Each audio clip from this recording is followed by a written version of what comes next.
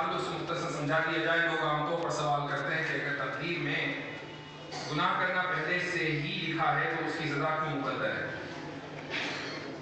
اس سوال کے مختلف انداز سے میں نے جواب دیے ہیں، اور چونکہ یہ سوال بہت ہوتا ہے، میں عام طور سے سوال کے جواب دینے کا میرا طریقہ یہ ہوتا ہے کہ میں سوال کے اوپر غور کرتا ہوں کہ سوال کس طریقے سے کیا جا رہا ہے. یہ جو اس میں لکھا ہے نا کہ پہلے ہی سے لکھا ہے، اللہ کو پہلے ہی سے پتا.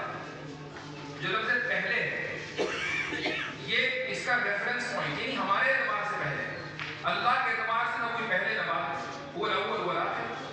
یہ سوال ہی غلط ہے کہ پہلے اللہ نے لکھ دیا، کیونکہ اللہ تعالیٰ لازمان اور لامکان ہے.